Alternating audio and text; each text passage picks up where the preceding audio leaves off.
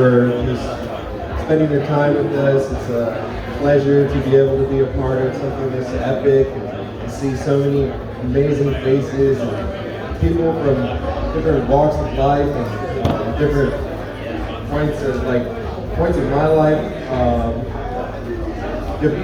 All come together to celebrate nature. I just want to thank everyone. Really good honor.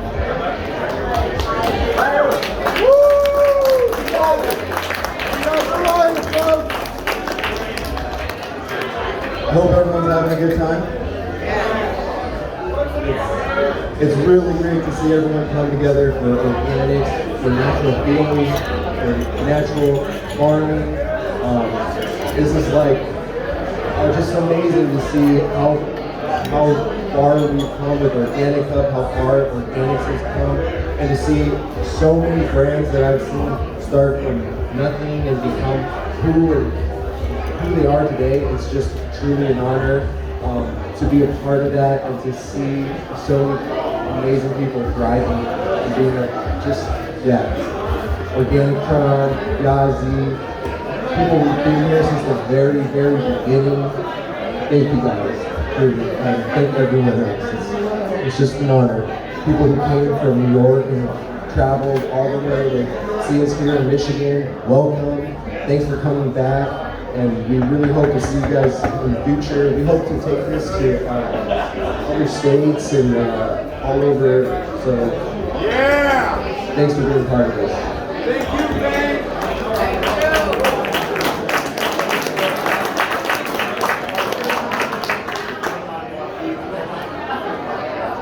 These need to be lit carefully. And what I found is, actually something I learned is that if you want to stop a rut, which I don't have here, but basically you would just add a little dab of rosin to the canoe, and it fixes it. Yeah, we were playing around with it in the VIP, and he was blown away. He was blown away by the fact that we could do that. But yeah, it fixes it. But I just wanted today to talk a little bit about organics, my journey, maybe a little bit about how I do things and how I grow. I've talked about it before. It's just another, but I think there's a lot of fresh faces here, people here for the first time, and I just love to share a little bit about how I do things. It's nothing crazy, it's nothing incredibly difficult, and it's not something that everyone can do it, and it doesn't have to be hard, it doesn't have to be expensive, it doesn't have to be any of the things that a lot of people think organics is, and so it's really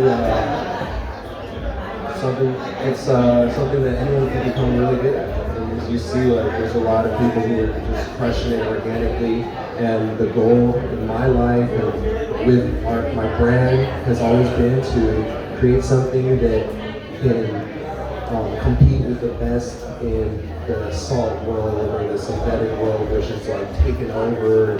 It's almost people ever hear about or know about, but it's for me, I don't even smoke that stuff. You know what I mean? Occasionally I'll give it a try and I'll see what's up, but 99% of what I consume is organic, from my food to what I put on my skin, whether it's actually certified organic or it's just properly sourced to be the best, most purest inputs. That's what it's all about. It doesn't have to necessarily have a certification in place. But organics doesn't have to be difficult. Organics doesn't have to be,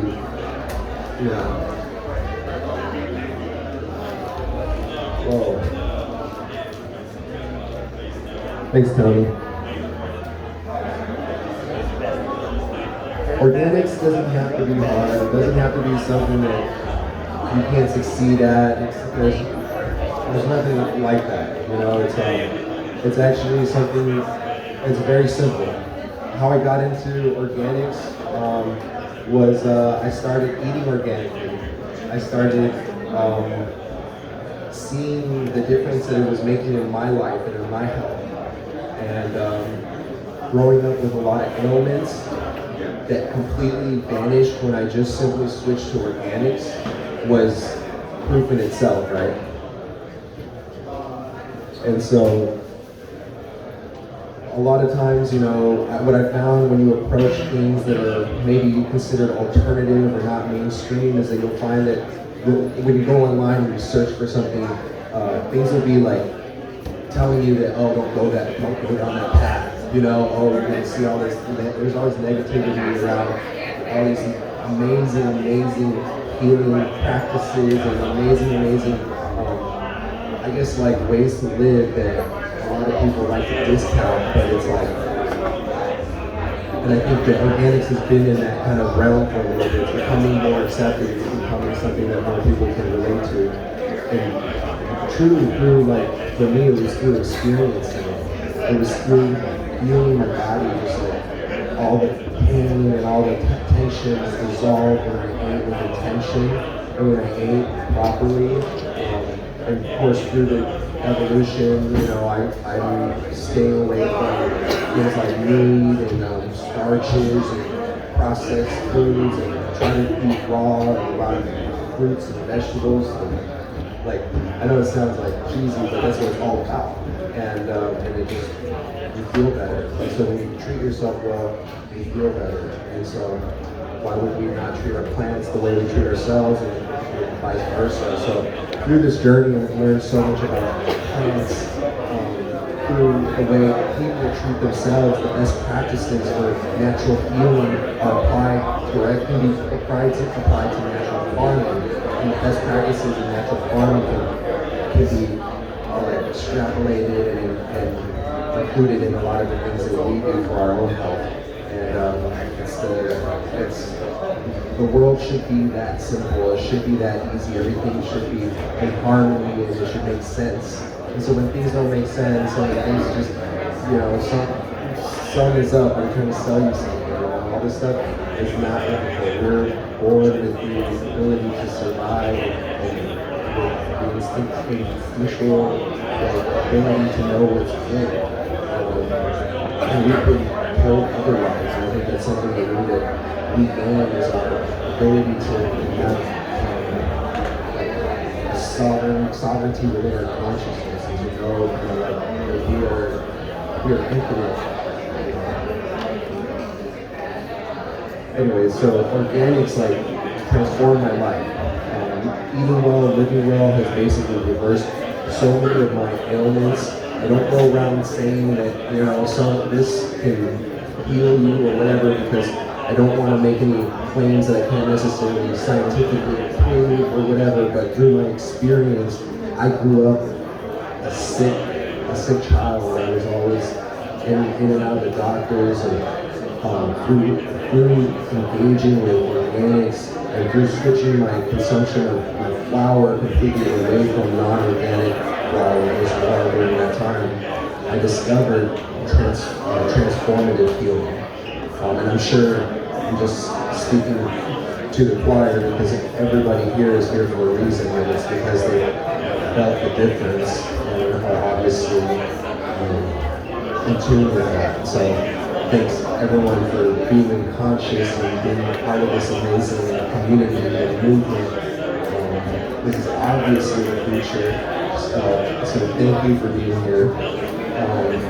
But for those who maybe are on the fence, I would say try to go on only organic cannabis. Try to go on only organic food for a period of time and see the difference.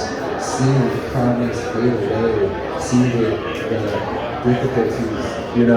Life will just become more easy when you live with intention and you give yourself all the best.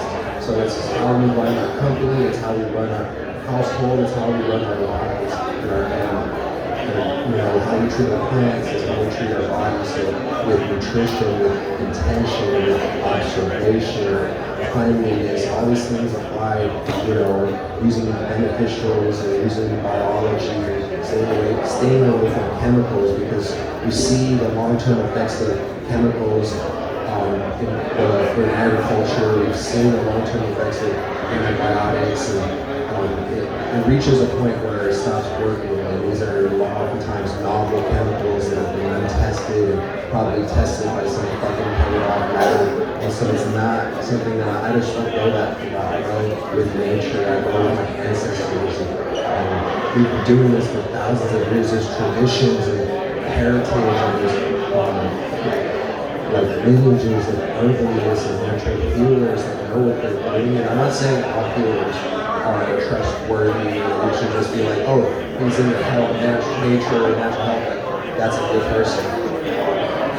I've already learned that's not true. Of course, in cannabis, we know like everyone's been burnt. So never just be trustworthy. Always be observed and always be critical, be a critical thinker, but at the same time, like, yeah, I don't know where I was going with that, but just be beautiful. You know, like we don't get tricked. But there's like just so much beauty in organics and organic farming. I was saying at the beginning that it shouldn't be difficult, right? Like everyone's trying to sell you on their chemical or their new whatever, when it's like, when this has been done for thousands of years, probably better than what is being done now.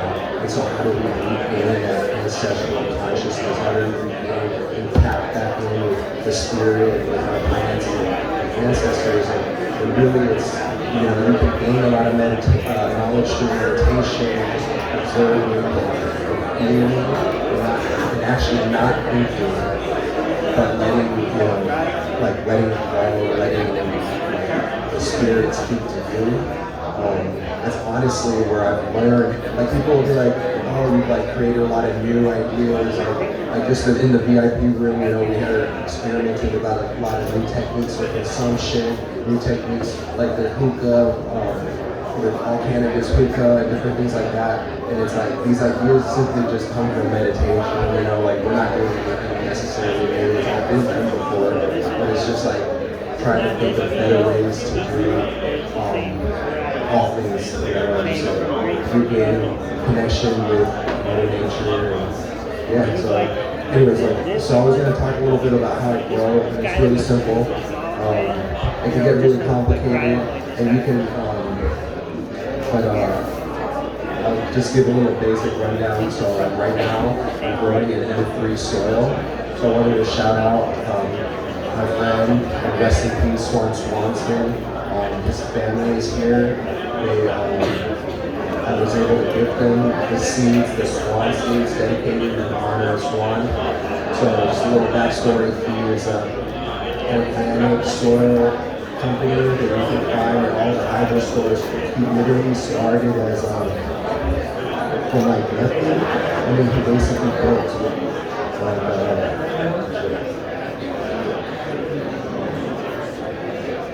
he literally built one of the biggest soil companies in Michigan, like off of organics, you know, water, and just didn't plant what it needs from the beginning.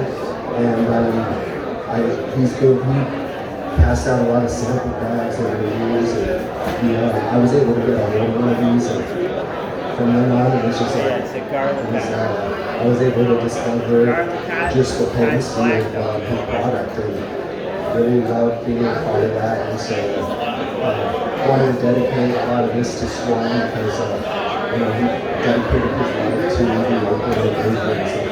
So anyway, so there's a lot of good organic soil in your local hydro stores. You know, you can mix your own soil, but it's really good to start with like a nice living soil, like what they would call a super soil blend. That's like what I would tend to utilize, and basically it's growing weed is as easy as putting water in the soil, 5 to 10% of the volume of the container, and the trick is to let the soil dry out. Most people just let it, you know, water on top of wet soil. That's how you fuck up the plant.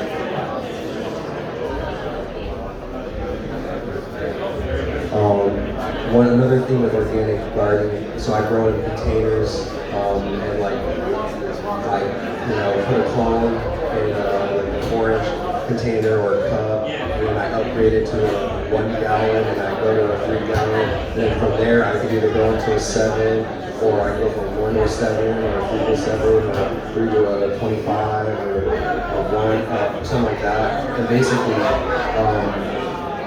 do, so one thing that I do that nobody really does, that I'm gonna let out here.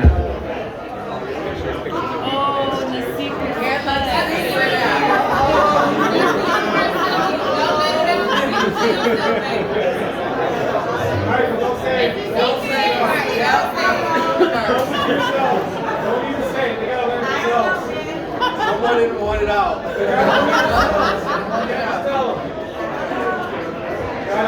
You're like, there's too much money in this.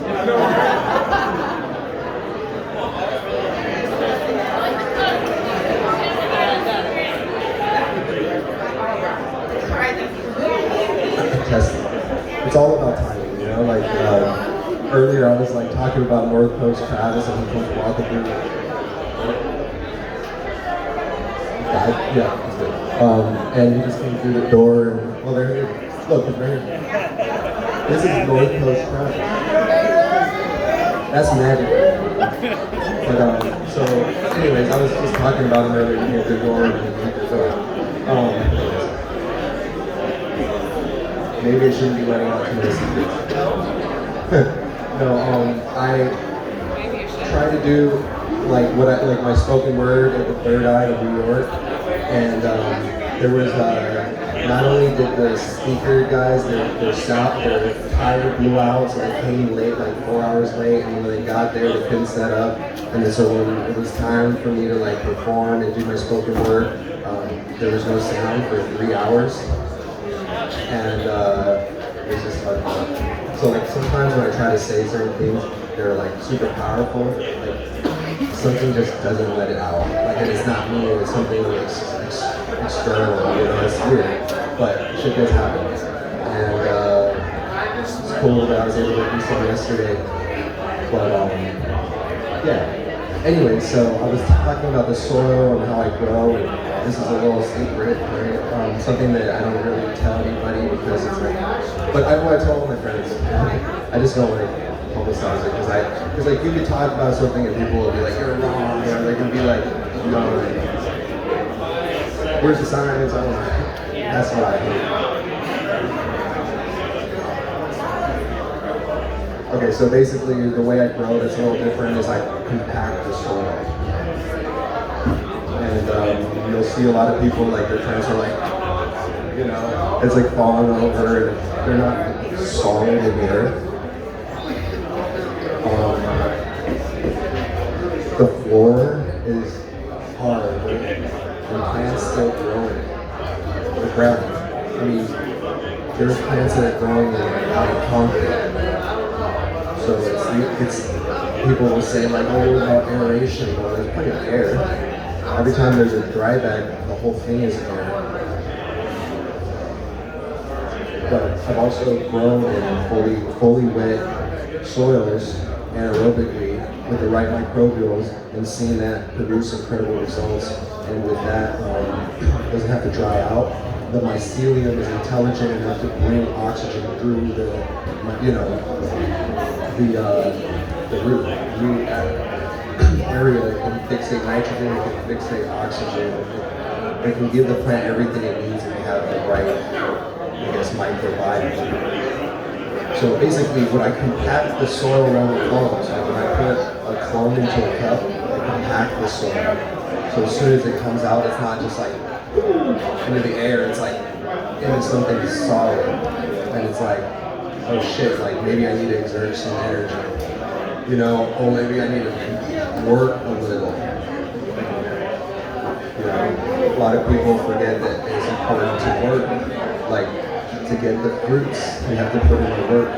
And so I take that and I apply it to the plants. Like, I want my plants to not have easy life. You know what I mean? Like, nothing. Okay, like what I was saying earlier was you want to live in ease because the opposite of disease is ease. But at the same time, like, it's not all about having an easy life. It's having challenges and struggles and overcoming it. I'm all about epigenetic healing. I'm all about seeing people who have ailments overcome, right? Because because I've been able to do that at certain points in my life, and I want to encourage that energy because that's what we need to stay vital and fight off these diseases that we may encounter. And so I want my people to be potent and strong and resilient, but I also want my plants to be. So how do you do that? Well, one way is to compact the soil. I know people like stressing their plants out. I don't really do that. I like letting my plants grow freely, but I like to mimic the earth and create a solid ground. And so the plants come out and they're working hard, and they're given just pure water oftentimes, and that pure water requires the plant to exude its own sugars and to work with the soil. These are genetic abilities that the plant has that have a lot of times been turned off when it's force fed. And I'm not against it because I do utilize feeding. I think it's good to have a plant that has the genetic ability to do both, so that it can take food and it can also grow in a soil environment and produce but it's like a lot of this I think has to do with how you veg, how you treat the plants. So anyways, like all my pots are heavy. I usually let them veg in really good before I transplant them. I put in a lot of I put the soil in and I compact it so it's like a solid brick. And the concept of that is like, for example, if I watered it here, like just on one side, I want that water to wick through the whole thing. I want all the particles to be touching. I want the mycelium to have something to grow through. I don't want pockets of air in my soil. I don't want like a soil pot where like I'm never picking them, but like I don't want to like push it aside. If it's like a fabric pot, I don't want it to be like loose. It needs to be exactly its shape, and the soil needs to be like pretty hard. Like I mean, you can go over with this. Don't go over, but just do exactly like firm. And I found incredible results doing this. It's a form of biomimicry because that's how nature operates, and it's also you'll see the difference. Like first of all, the roots have something to cling to. And so it's grounded, and then the plant doesn't just fall over because it's got a stable foundation. And these are all like lessons to learn in life, right? Whether it's like, that's one thing that I do that I don't really like go around talking about because I feel like a lot of people would like really disagree with me. And they'll be like, oh, your soil's too tight, that's why your plant looks like that. I've actually heard that. So your soil's too tight. But I also use like mushrooms and herbs, and I incorporate compost and leaves and grass from outside to bring indigenous microorganisms. It's like some Jaden technique, and I use like labs in the garden. I use some indigenous microorganisms, like I said. I'm all about like I use fruit juices, so like put like mango juice and pineapple juice and pear juice, apple juice, watermelon juice. I feel like those have like a fruity hormones, and sure you can ferment them like K&F. You can also give it to them raw. They can drink that too, diluted, of course. To play safe, like 2 to 5 meals, but it's just like I use things as a booster, not necessarily like to like cram a bunch of food in there. Because the soil technically has everything the plant should be. I should check the time because Dragonfly Earth is coming on, so I'm not gonna talk too long because I know they're coming on at 5:55. But yeah, so that's like some of the things I do. Mushroom teas. I like to foliar spray, feed coconut water, allergens. I mean, those are pretty basic things that it's just something I do. Oh yeah, if people are interested in our herbs and mushroom formula, it's something that me and Tonic Treasures created, and he's supposed to be here. Unfortunately, he couldn't make it. But amazing herbalist, my buddy Sar, he's living in San Diego right now. And together we formulated the GGG Natural herbal protocols, herbal regime, I guess you could say. It's a booster of basically like roots, barks, leaves, and stems for veg and fruits and flowers and berries and different kinds of fruits basically for food.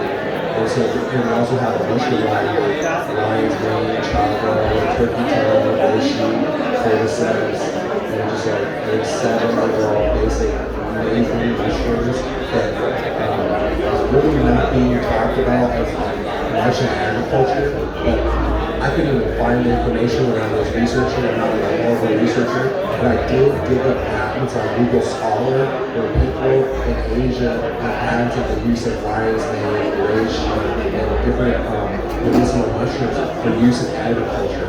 And so obviously I'm not the only one, there's other people doing it, and it's obviously how nature functions, but it's just adding a little bit of biologically active plants into our soil to grow the best plants. And so people seem to be able to tell the difference in the flower and the smoke, and unless they're just all viral, obviously. But like it is viral, and like this weed is very strong, and it is grown with medicinal mushrooms and medicinal herbs, basically. And any of these mushrooms and herbs that you research them for human consumption are just incredible, and I would highly recommend exploring the use of herbs and adaptogenic mushrooms in your lifestyle and daily thing. It's how I got started. Just like I was saying, I learned from the plants, I learned from the people. I started using it for myself, seeing incredible results. Same with blueprint algae, that's amazing agricultural product. But basically, like using things that I use on myself on the plants and vice versa, just fun, you know. And so that's how I kind of created the whole GGG designer role. It's like everything kind of works within itself. And use things for myself and for my plants, and their solar skin from the best, and you know, with like organic farmers and things like that. So yeah. Anyways, I could go on for days, I guess, but. That's basically the gist. If anyone ever really like wants to know more about how I grow or has any questions about like what the fuck is going on with my plant, or I'm not like, I don't have like infinite hours, but like you can just DM me and like I'll see what I can do, you know what I mean? Like usually I can tell just by the way the leaf looks or the curl or the color or the way the plant looks, and just ask you a few questions about your environment. I can fix your problem. It really should be like that. It all makes sense. Why, right? So anyways, I love to help. Like, I want to see the organic community prosper and people have success. No point of fucking wasting your time growing a bunch of crap. Anyways, so I love to help. Yeah, so thanks everyone for allowing me to be here. Thanks everyone for being here.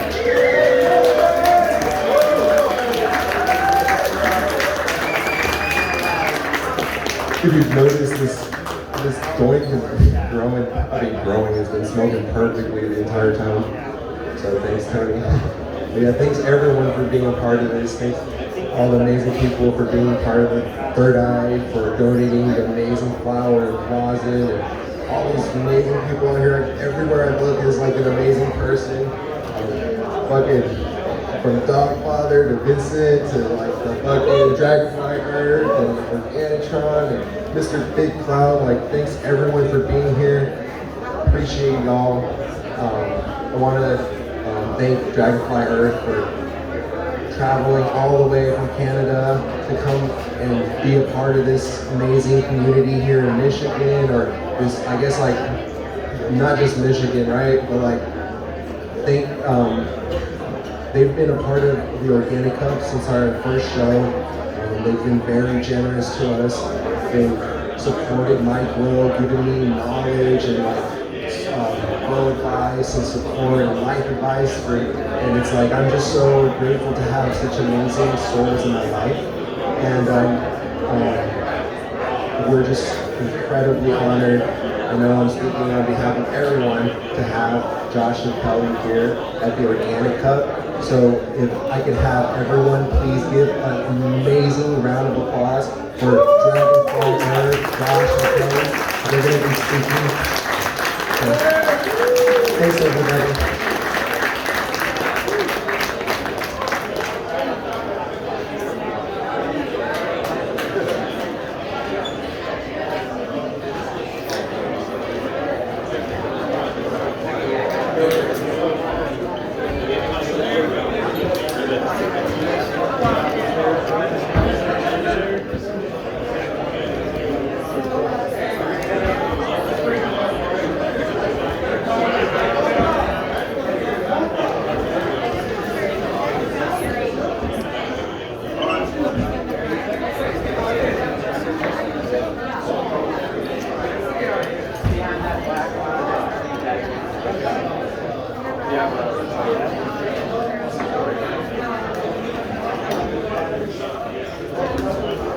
Check. Fresh batteries. Fresh batteries. Hello. Fresh batteries, right? Hey, how we doing? Give thanks, family. It's beautiful to see you here today. Just want to take a moment to just breathe in all the goodness and take in all the energy here today and give thanks for coming together. So many beautiful people out there. So many people putting their best foot forward. Just want to give a real acknowledgement to every person, whether you're a grower or a person here looking for cannabis, that, everyone here is making this possible is a really important thing, and we just really appreciate everyone here. And this is a magical moment in time. And give thanks for this moment, so take a moment to give thanks. And I guess on that, I just wanted to say anybody out here who has really even made it and got dressed this morning and somehow made it out of their house with all of this craziness going on in the world, give yourself some real kudos for that, because these times are really trying right now. They're trying us on all different kinds of levels, but we understand and we know that we are here and we're up for this. We made some kind of an agreement to be here. We all got a ticket, like I was saying yesterday, we all got a ticket to this crazy planet Earth that we're on right now. And I think probably a lot of beings who aren't here on the planet probably would like to be. So even though it feels really crazy, there's got to be something in it that we're all going to grow from together as some kind of an awesome collective consciousness. And Josh and I are going to sort of riff back and forth. He's going to talk about the plants and the soil, and then I'm going to relate it to human health and well-being, because we're realizing that plants and soil and earth and nature is exactly our nature. When we say, oh, that's my nature, we actually mean that. That means something. That means it's our root. It comes from nature. So we're just going to sort of riff back and forth and have this true understanding of how we are so interconnected as a human species and how we're totally interconnected as a biological species with all other earthlings, all the fauna and all of the flora. So welcome today. All the love, Michigan, big up, Michigan, Illinois, Ohio. People are from all over the place, and you all need to join in. It's been really amazing, just the whole cycling of, coming to Michigan for many years, and even being in Oregon. Lots of people have come out to Oregon or California and just heard about Dragonfly Earth Medicine or the Pure certification and just what that meant, and that kind of family style, sort of underground roots family thing that we kind of wanted to keep alive. That's something that we felt inspired from when we first got together. And now Kelly and I have been together for 30 years now. It's amazing because we still feel so young, but we have this 30-year-long relationship where we've been interacting with nature and learning about mycology, learning about healing, herbalism, learning about the natural life, eco-building, ways of living more naturally, because we wanted to be really 80, 90 years old, 100 years old. We wanted to be like that person chopping wood that still turns their own compost and has this amazing generational farm behind them. For us, that's what our goal is. And it wasn't until I got out of school and have all of my letters behind my name with a naturopathic doctor and a midwife and an herbalist and all of those things. And it wasn't until I was when I was done with school that and the whole world opened up. So really, this idea that we have to learn only from textbooks, and we have to, learn from going to school and spending a whole lot of money by another big, huge corporate entity that we call big education, university. These things cost a lot of money, and now it's time to go into the experiential world. We really learned by, you can graduate with your doctorate, but how many patients have you seen? How many different things have you noticed? You can graduate with a botany degree, awesome. Well, how many plants have you identified? Do you know how to use them? These are all experiential knowledge that we can pick up anywhere. And that is totally in line with our spirituality. We do not need to go to another culture, another spirituality to gain spirituality. You can get it right here. There's these beautiful old trees. I've seen some amazing oaks here. How many thousands of years of knowledge do they have? Maybe we need to stop looking at each other together as mentors and start looking at that old oak tree as mentors. And that didn't cost you anything to get downloaded by that. And it doesn't cost you anything to start understanding the world in a different way than the way that textbooks and big education have shown us.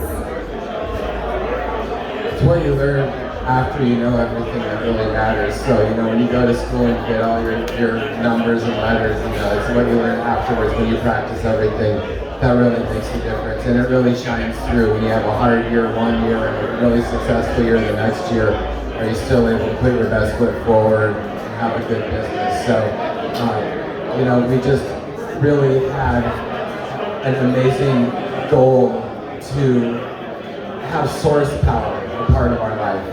And we feel like a lot of the entities out there, a lot of the laws and things that are out there are there to detach us from source and keep us from what our true power is. And we see too many amazing things on the earth that really go beyond what the average person does. And it really teaches us that there might be more to than what they're giving us. There might be more than just what the textbooks are there. And so I agree with Kelly on that experiential thing. Sometimes you just have to live, and you just have to not worry, and you just have to just trust. And I feel like that's what we did. And then living on the land, and then being able to have your babies at home and have that resonate. So that's what keeps us healthy. That's a healthy business. It's cheap to do it. It doesn't cost as much money.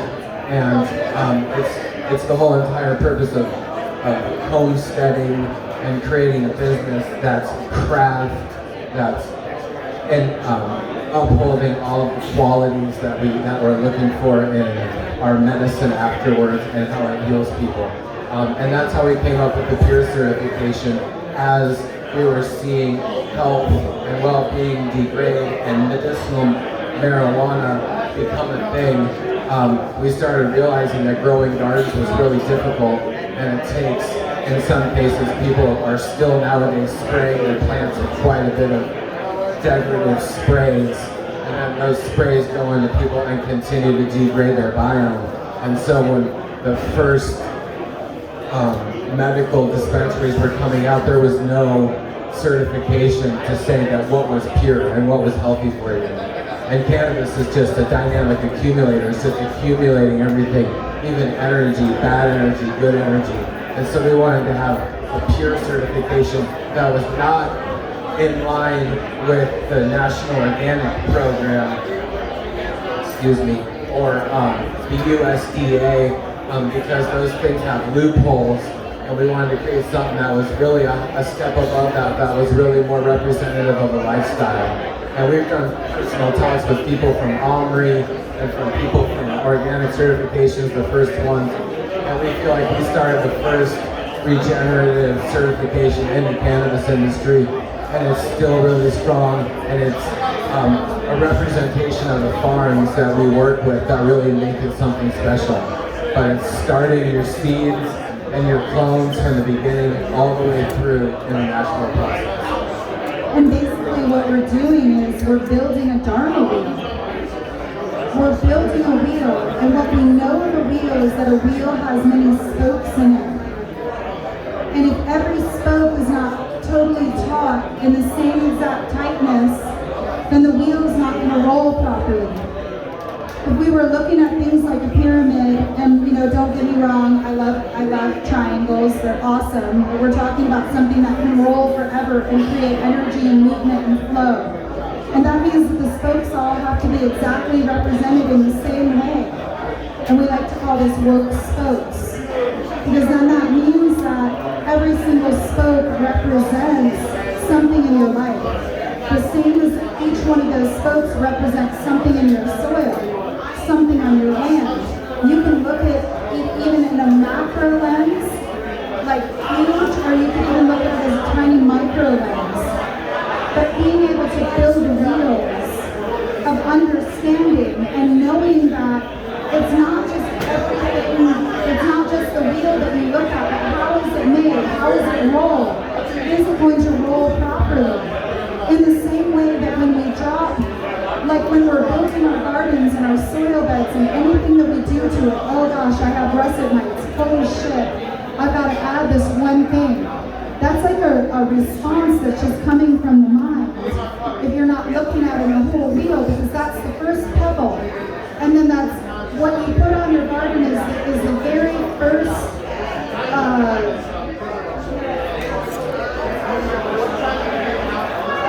like when you drop a pebble, the first ripple, sorry, that's the word I'm trying to think about. We're all the first ripple is like, oh, I'm going to take care of the mites, but we need to look at our lives and our gardens as like the 18th ripple, as the 30th ripple. How is that one stone going to affect everything in your garden and everything in your lives? And I don't know if you all have done that before, but like, oh God, somebody said, yeah, this is a good idea and this is going to take care of this problem, whether it be your health, by going to a doctor and getting a really quick prescription. Like, you know, people just go for ibuprofen. Oh, I've got a headache, ibuprofen. Oh, I've got mites, a miticide. But we're not looking at what is going to happen down the line. And is that ibuprofen going to cause you more headaches? And is that miticide going to cause you more mites? So we just need to look at building a wheel in a holistic way so that we have an understanding that we're looking at the 28th ripple. And that we're truly taking care of all things. And unfortunately, our education never taught us this. When you go to the doctor who's supposed to know everything, they don't teach you this. They don't even ask you what you're eating, but yet we're this incredible dynamic accumulator that eats and shits and eats and shits, but they don't even ask you those questions. Like, we really need to start looking deeper than just the symptom. And where do the symptoms come from? It comes from something way back on the wheel that you didn't look at. And it could have been a month ago, it could have been 2 weeks ago. And when we first started, we were talking about join the beneficial microbe revolution, because there's a revolution happening, and that was a long time ago when we really kind of started coming up with that. Because 15 years ago in the commercial cannabis industry, people were buying, $20,000 and $30,000 finished soil piles, and then pallets and pallets of nutrients and pallets of liquids, and it was like starting off your season with like $100,000 bill and really hoping it carried through, and often it did because the prices were really high. And this is just a lot like a protein powder. You're like, oh, okay, what do I need to do for myself? Let's buy a whole bunch of supplements. That's what's going to do it. It's the same as like buying a soil. Oh shit, we're going to buy a whole bunch of pre-made soils. We're going to buy a bunch of supplements. And then we started realizing that that was just going to ruin people's business. So I mean, people nowadays don't even have a minimal bill when they start the season because they've been building their soils throughout the year, and that's just been really a huge revelation for people because and also the flavors that come out of it. So when we first came out and said that people are not allowed to use pots outdoors for their long-term plants, it was really a big deal, and people were looking at their soil just not thinking that the plants would grow out of the soil.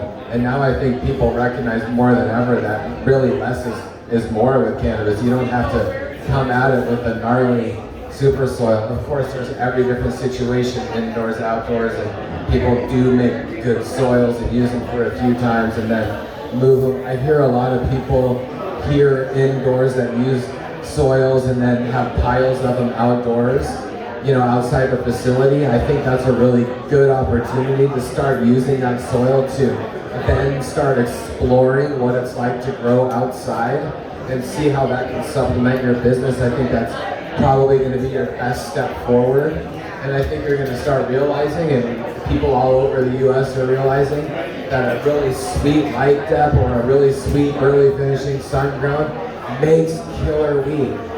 And it really is totally natural, and it's making people feel better. It has none of those degrading sprays that are going on it, and that's like a revolution. It's creating and healthy at those times environment. when people are doing NPK, I'm just going to remind you that what's happening is they're bypassing the entire biological system, which is the soil, which is no different than if we were to feed ourselves through an IV tube or through our stomachs. was something that didn't have any, that only had like minerals and nutrients, but it's bypassing an entire microbial system. So what we've been doing by adding soils, we're bringing more nature into it. We're boosting the beneficial microbiology so that they're the ones that feed us. They're the ones that feed the plants. We're not intelligent enough to be able to actually break that down and have an understanding the way that our 360 trillion microbiology within each and every cell in our body knows how to do it. And I'm just going to say that again, 360 trillion microbes in every single human cell. That's massive. So we are made of these living, breathing, moving, excreting, dying, colonizing microbiology system. And guess what? It's exactly the same as Mother Nature. When you pick up a healthy handful of soil and you look at a super healthy person, you're going to find that those microbiology levels are almost identical. So it's really important in our NPK when we're looking at that, or when we're feeding our bodies, that we want to feed our bodies with whole foods. We want to feed our soils with whole foods, because we're not directly feeding us, we're feeding the microbiology in our body. What is it that beneficial microbiology likes to eat? It certainly doesn't want to eat, sugars and prepackaged things that it doesn't even recognize as food. Then what happens is you're starting to increase your yeast and your pathogens. The same as when we give our body prepackaged foods, or we give our plants and our soils prepackaged foods, what we're going to be colonizing is microbes that like prepackaged foods, which is a lot of yeast and bacteria and heavy-duty pathogens, which then doesn't help the soil think properly, and it certainly doesn't help our brain think properly. So being able to relate these two things back and forth is why it's so important to talk about regenerative lifestyle, regenerative soils, because they're exactly the same thing. There's no difference between the two. And an outdoor regenerative hugelculture, carbon-rich soil is a good way to revitalize your genetics as well. And some people, run their genetics indoors for so long that they don't actually get to revamp the system inside of the plants. And you can see a totally different plant once it's grown outside. And we first started chopping up nettles and making fermented teas in 1999 when we learned about growing outdoors in nettle slides. So we would just terrace the nettles and terrace the slides, and then put all the nettles in the water and just let it stink to holy hell. But everyone told us that it would be able to be used from beginning to end with nothing else.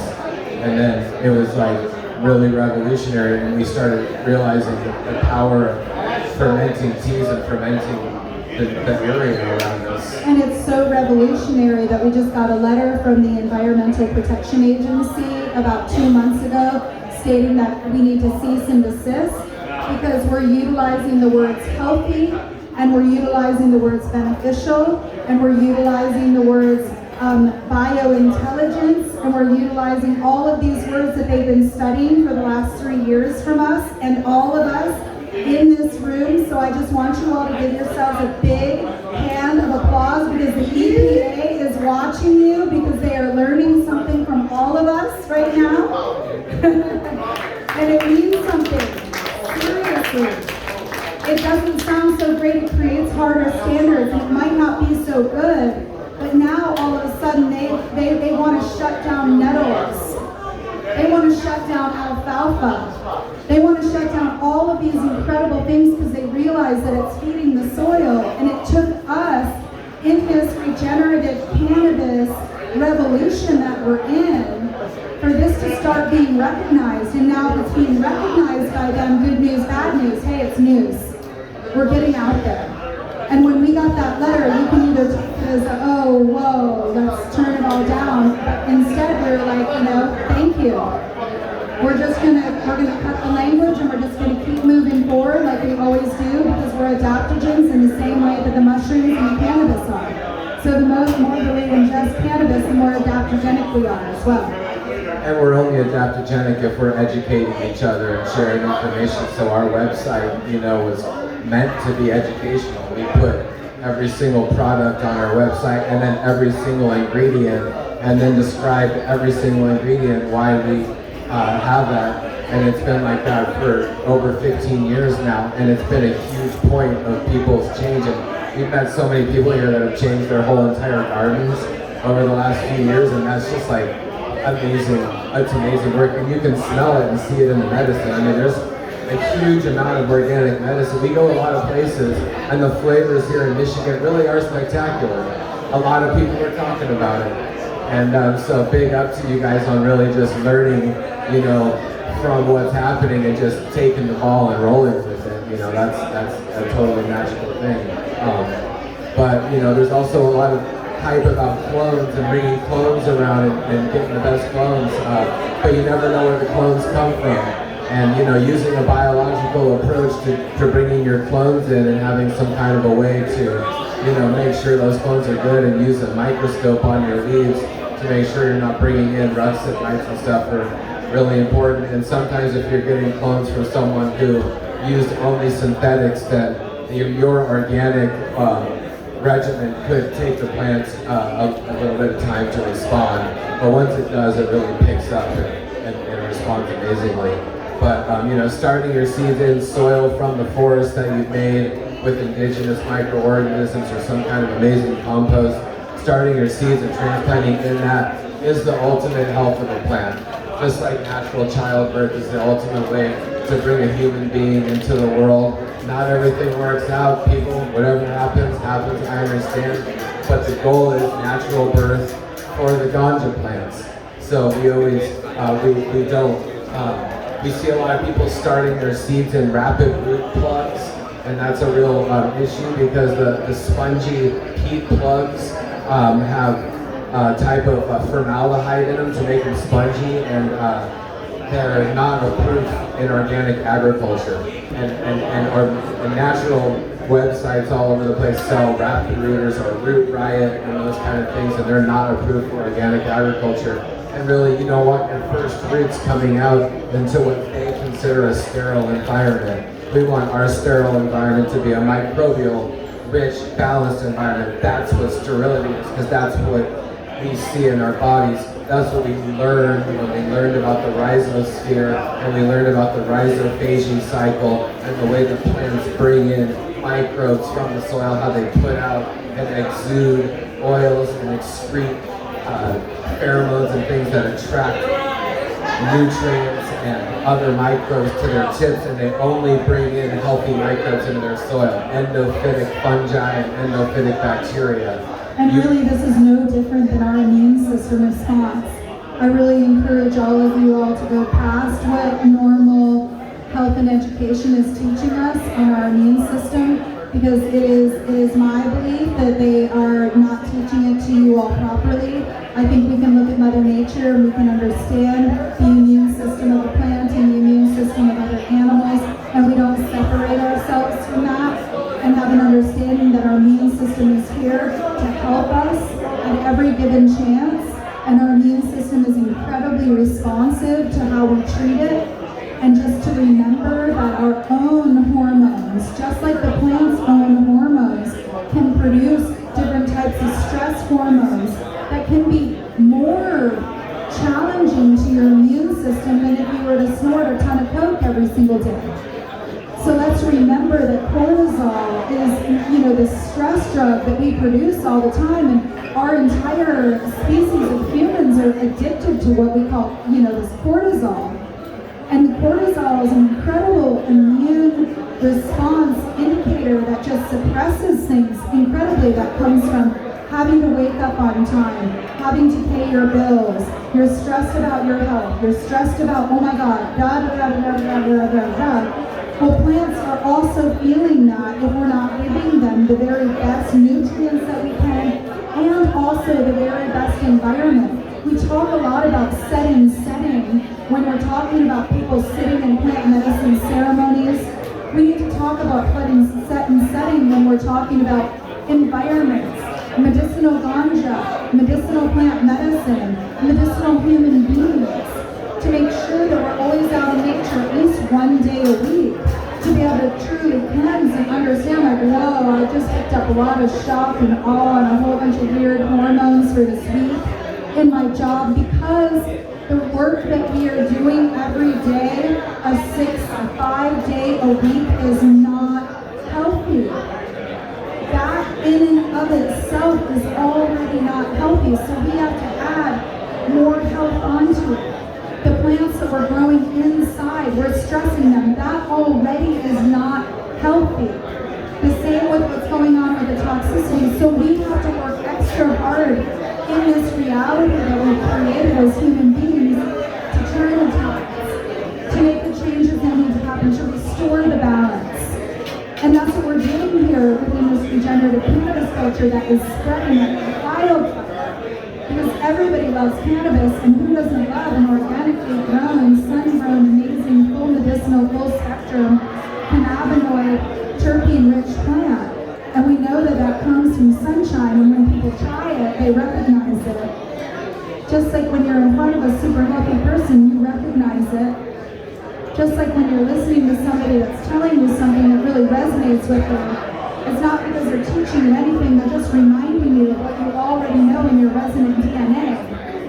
Anything that we're saying up here, you're like, whoa, that's really awesome. We're just reminding you. I really don't believe that we have original thought, or like we can look to human beings as teachers, but let's look more to nature as true mentors. Because nature is the one that has it, right over and over and over again. And whenever we're questioning something, oh, whoa, okay, how would nature have dealt with that?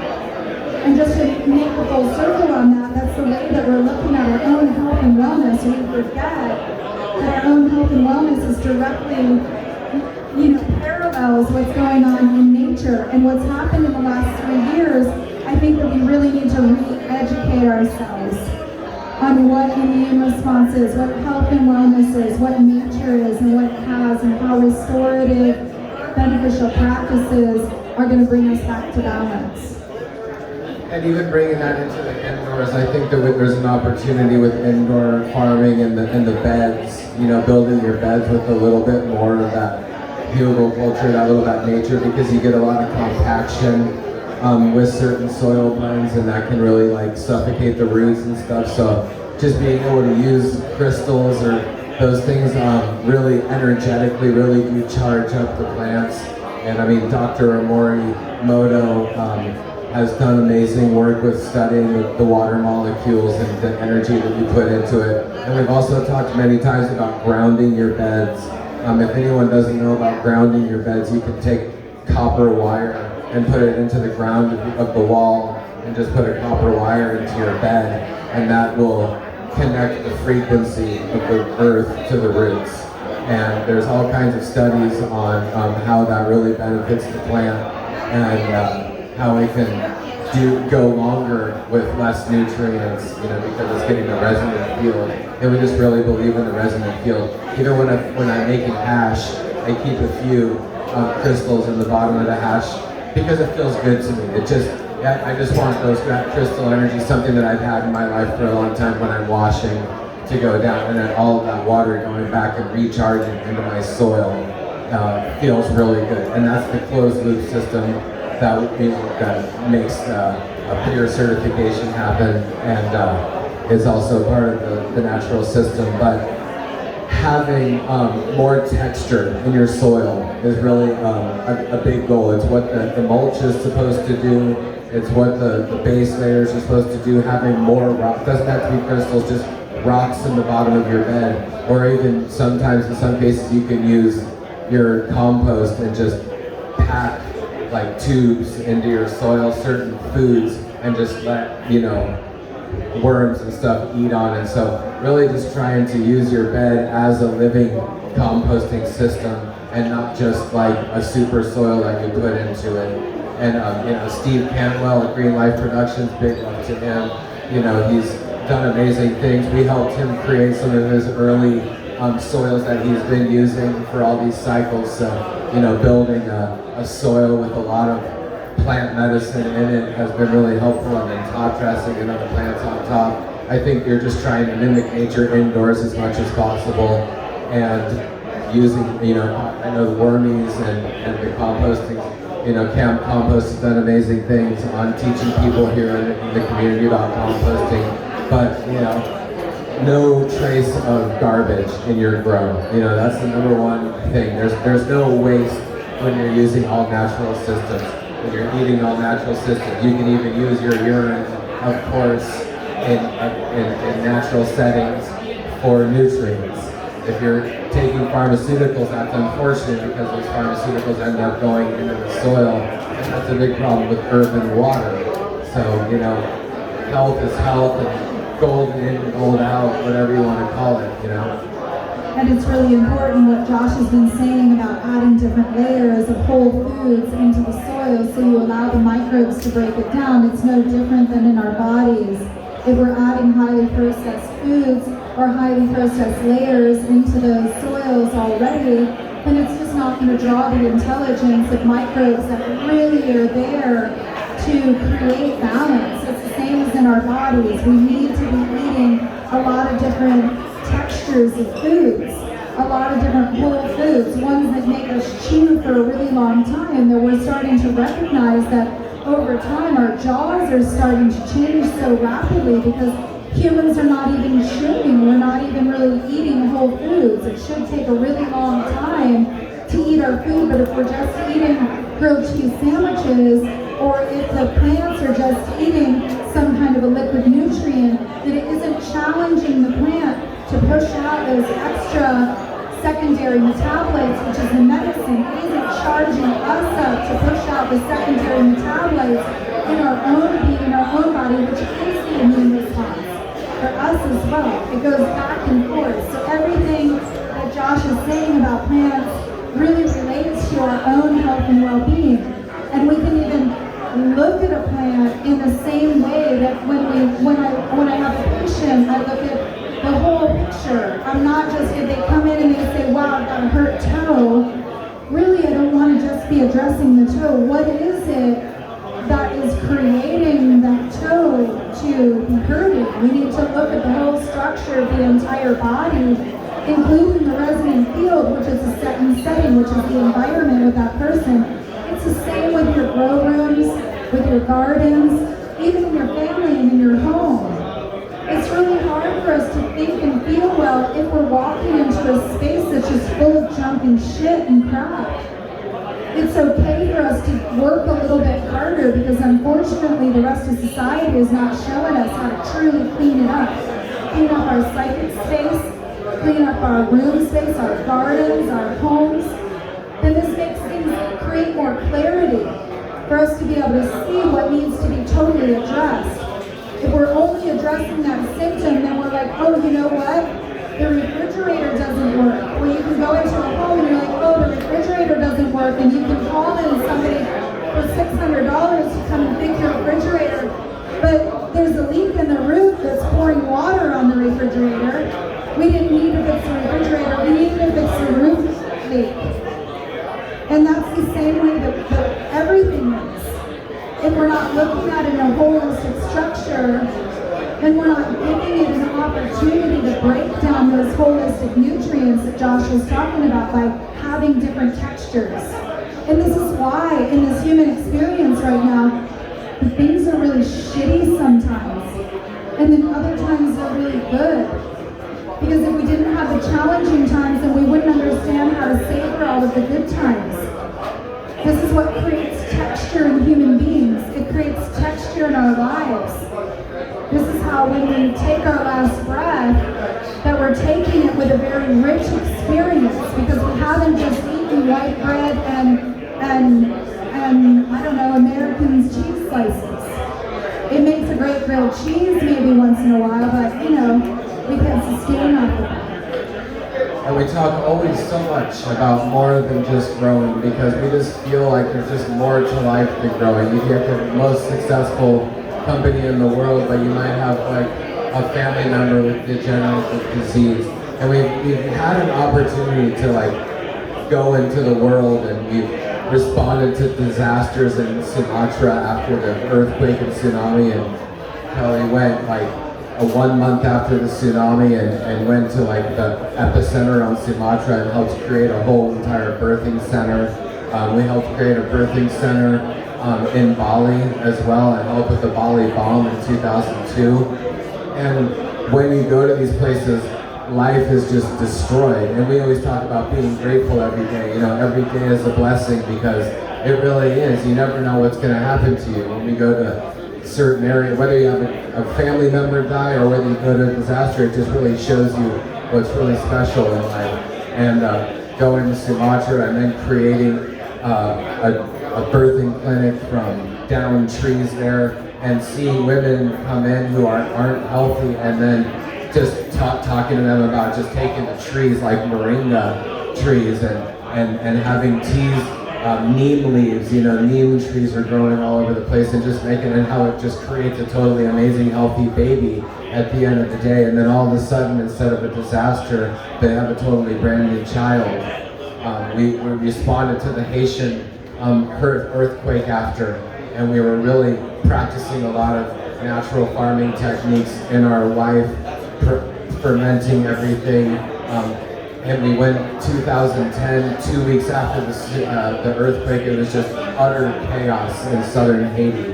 And we went right into the center, built a 44-foot dome, and started seeing thousands of Haitians and gathering medicine, being adaptogenic. Like we talk about using adaptogenic soils and teas. We want to be, like we've talked about this before, we're super T cells. We're super T cell humans for the population. Sometimes people are hurting, we're all one, we're one family. Some of us have to rise up sometimes.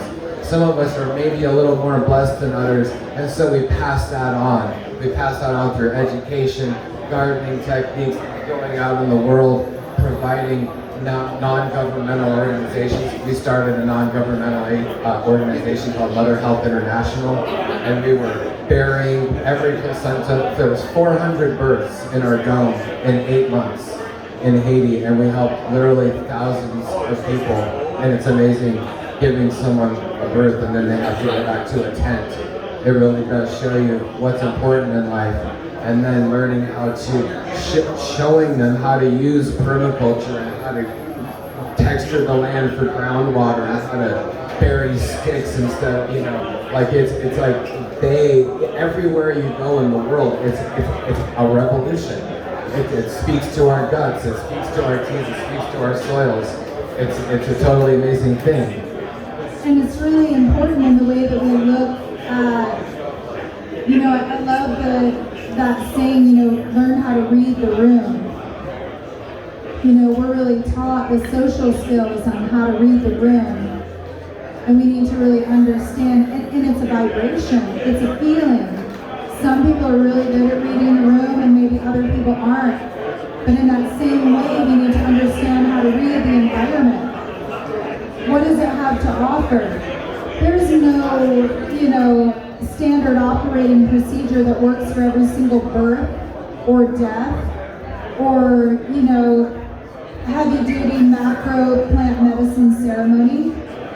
There's no standard operating procedure for that because we know how to read the room. We need to learn how to read the room more when it comes with nature and to be able to walk into an environment and understand how to read nature. Like, oh, there's that over here. Oh, right, there's that over here. Because it is our survival. A lot of us in the cities who are around people, we understand and know that to read the room is absolutely imperative. You don't walk into some place in downtown New York and you're not reading the room if you're from New York. You understand that that's part of your survival skills. And we need to start understanding that reading the room is part of our real, true survival skills in nature, to be able to read the environment.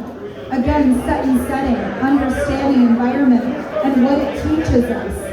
And knowing that there's no standard operating procedures for how to read a room. Could you imagine how many standard operating procedures that people would all write and how to read a room?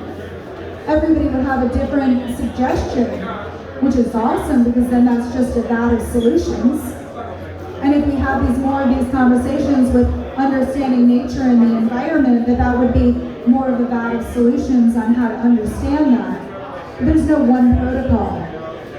And looking to one other person's protocol is not going to be the same. So if you buy a piece of land, you know, having a nice macro dose of some plant medicine is probably a really good idea, rolling around in the duff and like eating dirt and getting kooky underneath the moon, because then you're looking at all of the possibilities.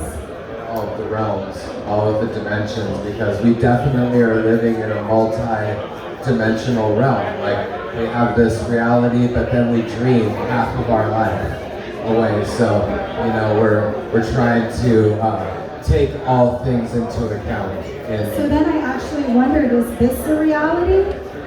Or is this the pretend? Because if our dreamscape is what we're always with our souls, if we have many lifetimes with our souls, then our dream time is our reality. And then this one is just a passing phase of a different something else. Just a thought. To grow a garden is magical, and it's real. I mean, I think you really feel it. I think every time I see the trees grow their leaves back, I just think, what an amazing thing. It's growing back the same exact pattern of leaf. It's coming out of the amazing root zone. I mean, it's truly like an amazing creation. And, you know, all these practices, you know, teach us about biodiversity. We talked yesterday about this time of the year being the fall, the best time of year to plan for next year, to build all your compost piles, to gather material. Part of biodiversity is having friends and family, because there's no protocol to getting wood chips all over your property either. Sometimes you have to have friends and family for that. And it's called fall because everything falls. So you can have Mother Nature falling more things on the ground. There's a reason why it's called fall, and spring is like spring. Oh. So we just think about that. If we want to help Mother Nature, we can help fall a bunch of stuff on the ground, and then you're just creating it to go faster, and then in spring, more things will spring up. This language is out there right in front of us that really helps us along the way. And then there's some things that, like artificial, where they hijack the word art. So we have to be knowledgeable about how we're using language and what it means as well. You know, and finally we just take all these techniques and then I just want to say with the Pure certification, you know, we were the first people to come out and say that to be Pure certified, you can only have solventless extracts as part of your business. And that was in a way really provocative, in some cases unfair, because so many businesses would give their trim away to BHO, you know, which we just feel like even if you're cleaning out your BHO, no disrespect, why use a decorative compound, a sacramental compound, an amazing, majestic medicine from a sentient being? Why go through the process of degrading and then supposedly purifying? How are you purifying? Where is it going? It doesn't make sense. It was almost even questionable to allow CO2 extraction at the time, but we did allow CO2 extraction because from a botanical point of view, it was the cleanest, you know, most used extract out there. We also didn't allow hexane extractions or isolate as part of your products as a Pure certified farm, which is also partly provocative because hemp farmers were, you know, wanting to turn their hemp into isolate. But really, if we wanted to learn from everything that we have learned from soil biology to tea biology, we would know that the natural product is better. So whole plant medicine, of course. Thank you, Dr. Ethan Russo and all the people who created like the entourage effect concept, because even though we already know that, it helps people recognize that it's the biodiversity again of healing compounds in the end that are going to help you. Even not just CBD, using THC with CBD is more corrective medicine, or compounding THC in the end with polypores, Ayurvedic herbs, Chinese herbs. In some jurisdictions in the world, you can't compound cannabis. So we're continuing to educate, it's okay to compound cannabis. Just like our products, it's okay to use nettles. They're trying to keep a whole herb out of your garden. It makes no sense at all. So we can't look to them for sense. We have to be kind of a prankster and kind of learn the language, how to dance around it so you don't become targeted, because no one wants to be targeted. But and it's important that us as cultivators cultivators, there's a lot of cultivators here, as well as a lot of people who just love the plant, but to understand that that one flower that somebody may smoke of yours is going to affect their minute, their day, possibly their whole relationship for a whole entire lifetime with cannabis. The same as that mushroom that you might put out, or question where you get it from, because that for sure could affect somebody's livelihood, could affect somebody's life. We have to really think about that these medicines hold an incredible key of power, and that we have a responsibility as cultivators, as educators, as people who are out, talking about what plant medicine can do for us. We need to also talk about that it's not only good for us, but what it is that's good about it. And what is it that's regenerative about it, that's actually going to help this person's trip, that's going to help this person's livelihood. People go into plant medicine ceremonies or they take that gauntlet because they're looking to aid themselves. They think that they just want to get high. And I get it, a lot of people just want to exit out. But when they have an experience that's not about just getting high, that's going to help them out and give them keys to the rest of their lives, that's what we want to be doing as cultivators. Because then we're actually cultivating. We're cultivating something that's important. And when you cultivate something, you're not degrading it. You're regenerating it. You're cultivating it. So that word as a cultivator is incredibly important, and it has the word culture in it. And our culture is not just about like whether you're from this area or what skin color you have or what socioeconomic group that you come from or body.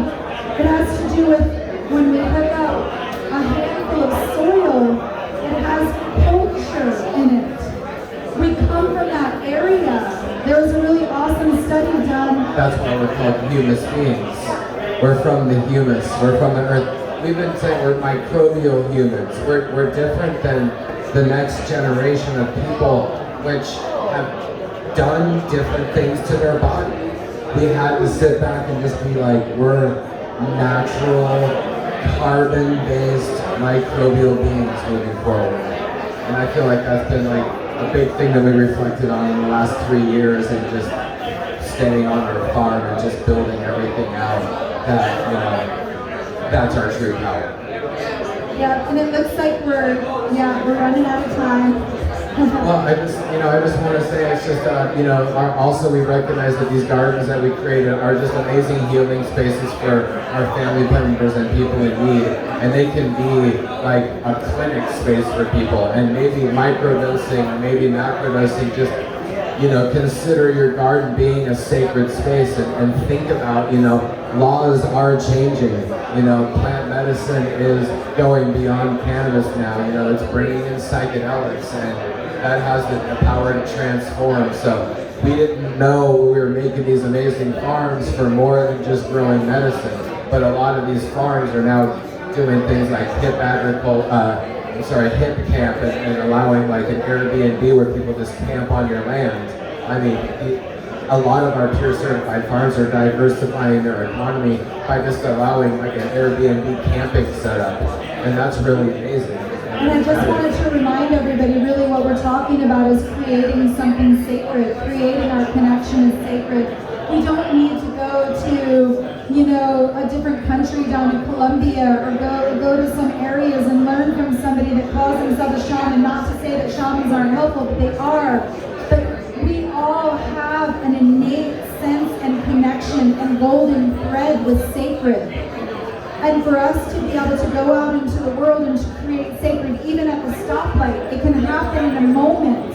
And if we live our lives in a sacred space, then we have a greater understanding of where we need to go for this next stage in evolution. And better flavors come from things from natural. The best chefs in the world are looking for natural and organic food. The highest connoisseurs in the world are looking for regenerative medicine from a natural system. So big love to all you guys for really putting that out there to the world. Again, we're humbled by everyone that's in this room. Please take a look at the DEM Pure Farms website and the Pure certification, and all the Pure certified farms There's a lot of people in this audience that are peer certified. So much love. It's been incredible really connecting with you all and feeling that real genuine family connection. We really feel that from you. We really see that you guys are really carrying the torch, and there's a big amount of respect from us to you on that. So keep inspiring each other. Keep your eyes out for a peer certified regenerative farmer or anyone else who has a natural system. You can look to them for a lot of other things. Thank you so much for joining us today. Let's have some fun and dance a little bit later and enjoy some good medicine. Thank you, Ashley.